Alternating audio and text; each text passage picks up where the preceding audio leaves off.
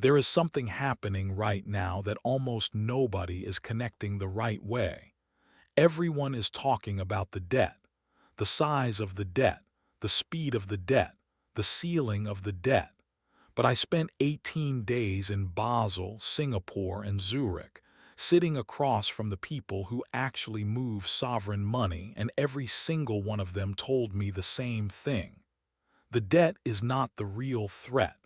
The real threat is something older, something quieter, and something that has ended every great financial empire in the last 500 years, without a single exception. And what I am about to show you has a direct consequence for every dollar, every euro, every pound sitting in your savings account right now. Most financial advisors have never warned their clients about this because most financial advisors have never sat in a room where reserve currency allocation decisions get made. Stay with me through every single minute of this video, because at the halfway point, I am going to reveal the one number I saw written on a whiteboard in a private meeting room in Zurich that changed what I am personally doing with my own money.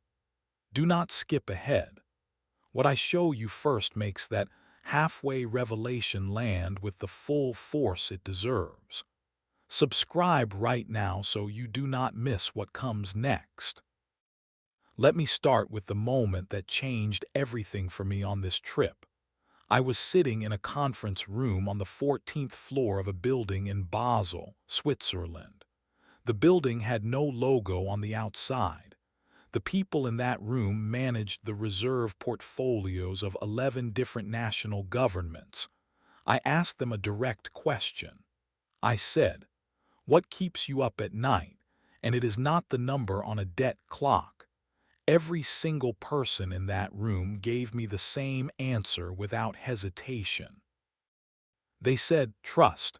When trust goes, everything goes, and trust is already going." I flew from Basel to Singapore. I sat with a different group.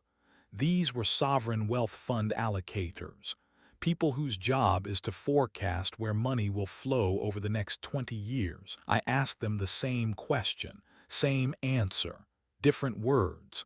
One man said to me, "We are not afraid of default.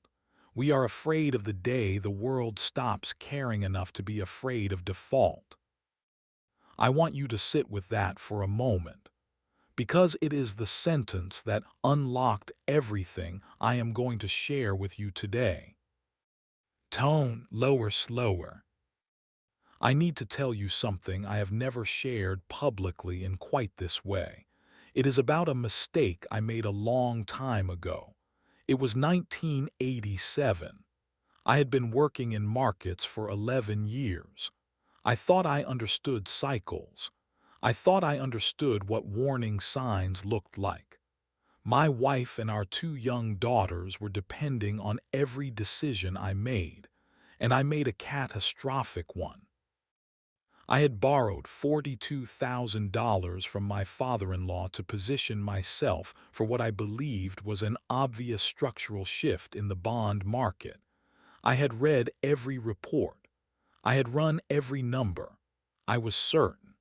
And certainty is the most dangerous feeling in investing. I held the position through October of 1987. I watched it collapse in a single week. I had to call my father-in-law and tell him I had lost his money. I had to sit at a kitchen table with my wife and explain that I had been certain, and that certainty had cost us everything we had built in 3 years. That failure taught me the most important lesson of my career. I learned that the most dangerous financial events in history never feel dangerous when they are happening. They feel obvious in hindsight. They feel impossible in the moment. And by the time they feel dangerous, it is already too late to act without paying a steep price. Now let me show you exactly what is happening with the mechanism underneath the debt story. Because the debt is real, I am not dismissing it. The United States carries more than $34 trillion in total debt right now. That number is staggering. But I want you to think about what debt actually requires to function. Debt requires a lender. A lender requires trust. And trust requires belief in a future where the borrower can and will repay. Here is what I need you to understand beyond the numbers. The debt itself is not what breaks an empire. What breaks an empire is the moment when the people who lend to it stop believing in that future. And that belief is not measured in a debt clock. It is measured in behavior. And the behavior I am seeing right now is telling a very different story than the one you are being told. And here is the revelation I promised you at the halfway point. In that meeting room in Zurich, a man I will describe only as a senior portfolio strategist for a multi-government reserve management body stood up and wrote one number on a whiteboard. He wrote 62. Then he wrote the number 47. Then he drew a line between them and wrote the word now underneath. He explained that in the year 2001, the US dollar made up 71% of global foreign exchange reserves. By 2015, that number had dropped to 64%. As of the most recent IMF data he was referencing, that number sits at approximately 58%. And his private internal projection for where it lands by 2030, if current behavior continues, was 47%. He said, at 47%, the dollar is still the dominant reserve currency, but it is no longer the automatic default. And that distinction is worth trillions. I want you to feel the weight of what that means. Right now, when any country in the world wants to buy oil, they largely buy it in dollars. When they want to trade iron ore or soybeans or semiconductors, the price is set in dollars.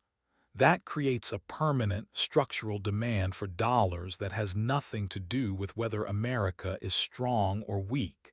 It is simply the plumbing of the global financial system. Now imagine that plumbing slowly being rerouted. Not all at once, not overnight, slowly, over years, over decades. That is what a move from 71% to 47% looks like. And here is the part nobody is talking about. The move from 71 to 58 already happened, quietly, while cable news was arguing about something else entirely.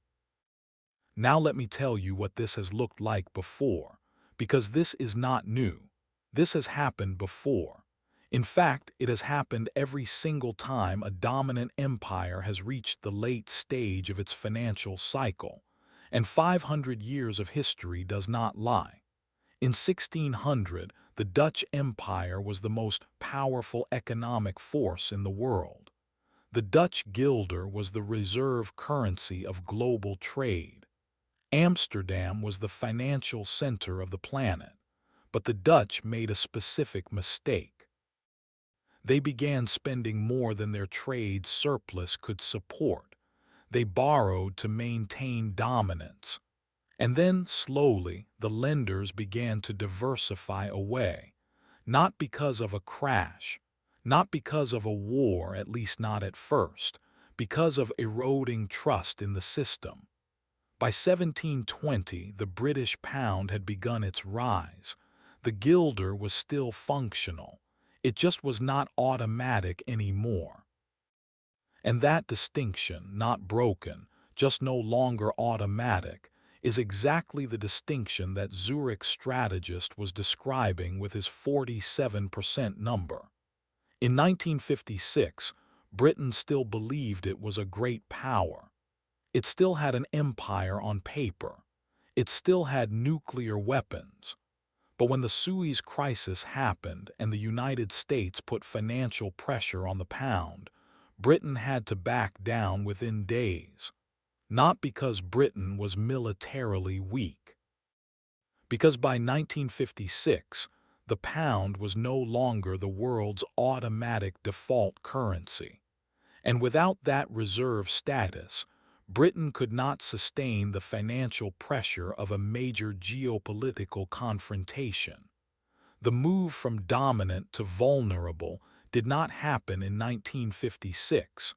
It had been happening since 1944. Suez was just the moment the world noticed. Now I want you to think about that timeline. 12 years from the beginning of the structural shift to the moment of visible collapse of British financial authority. 12 years of slow, quiet change. And then 1 week of Suez that made it undeniable.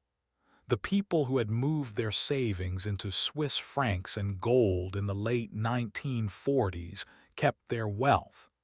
The people who held pounds and British gilts in 1956 did not. In 1971, Richard Nixon ended the convertibility of the dollar to gold. This is known as the Nixon shock. Before 1971, every dollar in the world was technically backed by gold held at Fort Knox. Other countries could exchange their dollars for gold at a fixed rate. When Nixon ended that, it changed the entire foundation of the global monetary system in a single weekend. What replaced it was not nothing. What replaced it was trust. The dollar remained the reserve currency not because of gold, but because of belief. Belief in American institutions. Belief in American markets. Belief in American military power and the protection that power extended to trading partners. That belief has been remarkably durable. It has lasted more than 50 years. But I need you to understand what durability is not. Durability is not permanence. And the belief that underpins dollar reserve status is now being tested in ways it has not been tested since 1971. When I say tested, I do not mean there is a conspiracy to destroy the dollar. I mean that the incentive structure that made the dollar the automatic global choice is quietly changing. And when incentive structures change, behavior follows. Always. Without exception. In every cycle I have studied, and in every cycle that happened before I was born. Now let me bring this into the present day, because I do not want this to feel abstract. I want you to feel what is actually happening right now in your wallet. Central banks around the world bought gold at the fastest pace in more than 50 years during 2022 and 2023. Over 1,000 tons of gold purchased by central banks in 2022 alone. That is not a small number. These are the same central banks that hold your country's foreign reserves. They are making a different decision with their institutional money than the advice their economists give publicly. Gold rose more than 27% in 2023. It rose another 20% in 2024. The S&P 500 is currently trading at approximately 33 times earnings. The long-run historical average is closer to 16 times. Goldman Sachs has publicly projected that the S&P 500 will deliver approximately 3% annual returns over the next decade when adjusted for starting valuations. 3% for 10 years. If inflation runs at 3%, your purchasing power goes nowhere. If inflation runs at 4%, you lose ground every single year while watching your account balance go up. That is not a gain. That is the slow shrinking of what your money can actually buy.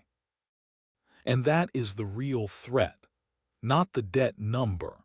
The purchasing power destruction that happens quietly, year after year, while you believe you are ahead because your account balance is rising. I want to give you a concrete example of what this looks like in real life. Imagine you had $100,000 in a savings account in the year 2000. Your account earned an average of 3% per year over the next 20 years. By 2020, your account shows roughly $180,000. That feels like a gain of $80,000. But gold, over that same period, rose from approximately $280 per ounce to over $1,700 per ounce. That is a gain of more than 500%. In terms of what your money could actually buy in gold, the real unit of global store of value for 5,000 years, your savings account that showed $180,000 had actually lost more than 60% of its real purchasing power relative to gold. The number went up. The purchasing power went down. That is not an accident. That is the mechanism. And understanding the mechanism is the only thing that protects you. Now let me bring you back to today, because I need you to understand that what I am describing is not a prediction. It is an ongoing process.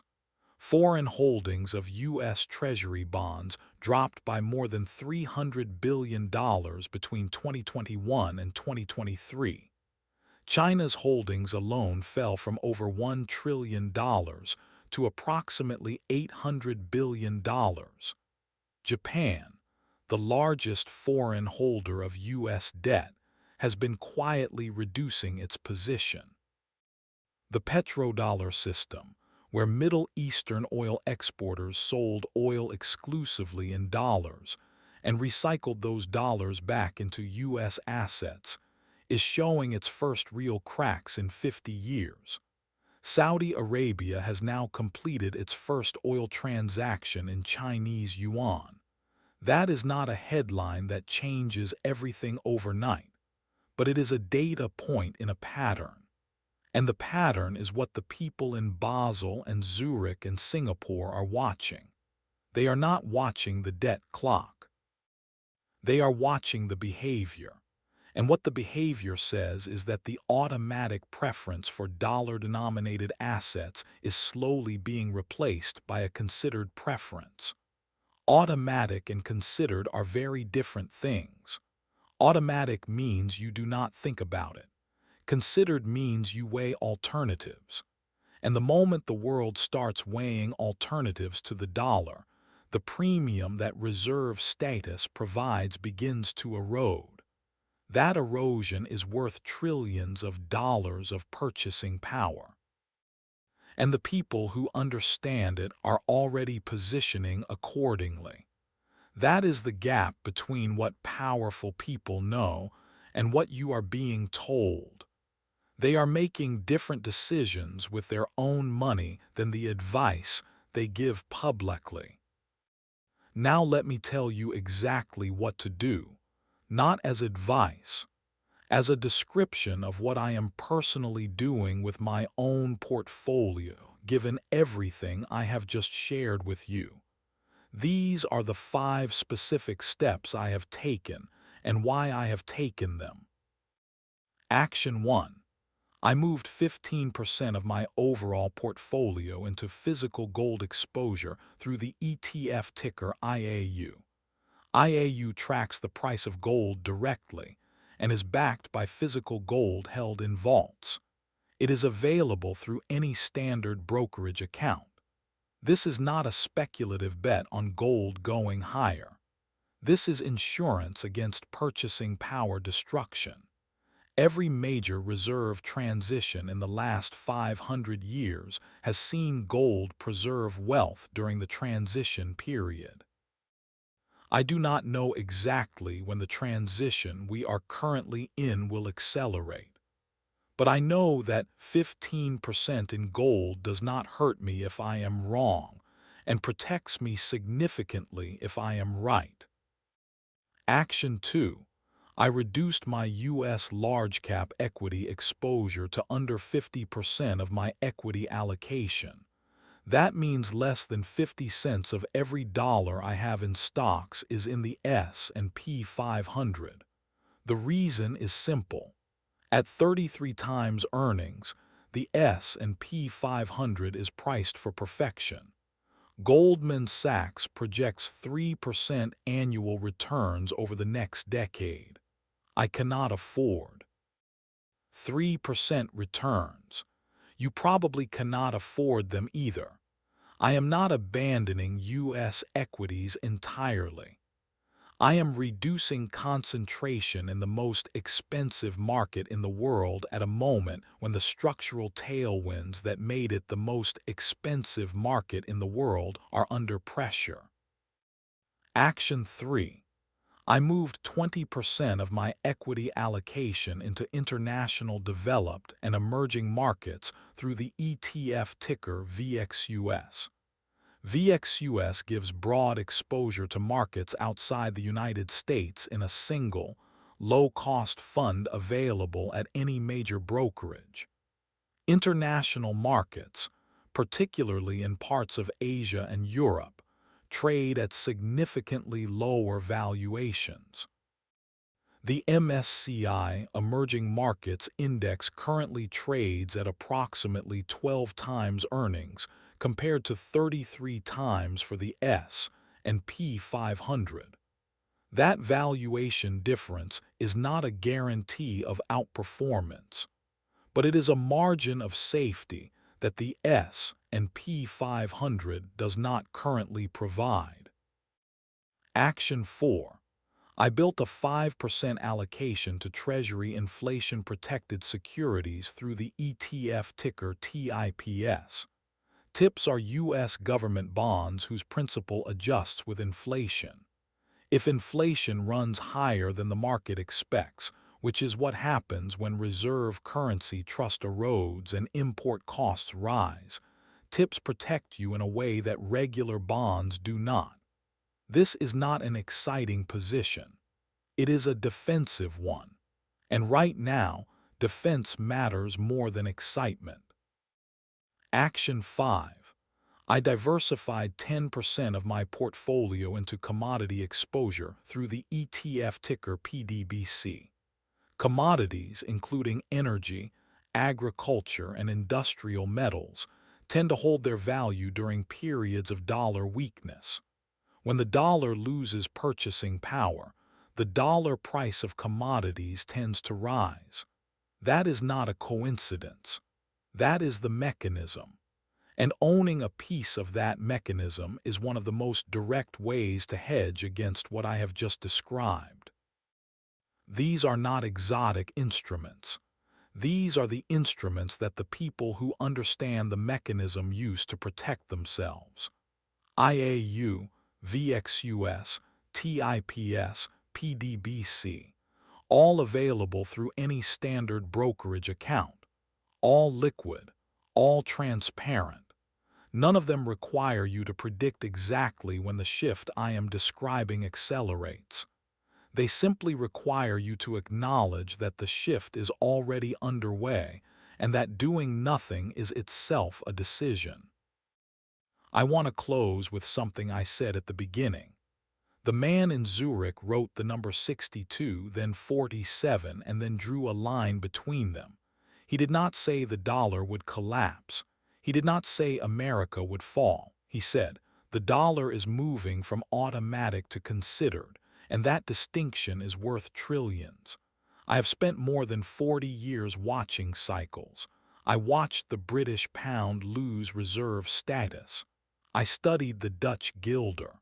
I watched Bretton Woods end. I watched 2008 unfold in real time.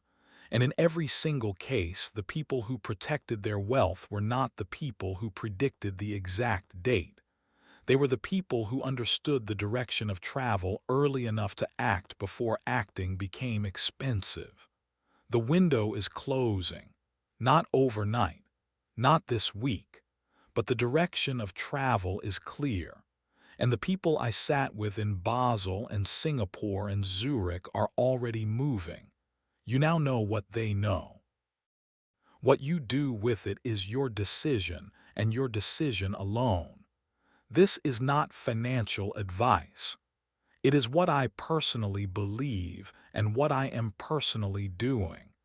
Consult a qualified advisor before making any changes to your own portfolio. I read every single comment personally, so I want to ask you one specific question. What percentage of your current portfolio is held outside of US dollar-denominated assets right now? Not your opinion, not your plan, your actual current allocation. Write the number below, just the number. 0%, 5%, 20%, whatever it is. Write it below. I will read every single one. If you found this valuable, subscribe now and share this with one person you believe deserves to understand what is actually happening. Because the most dangerous financial events in history never feel dangerous when they are happening. And by the time they do, the window has already closed.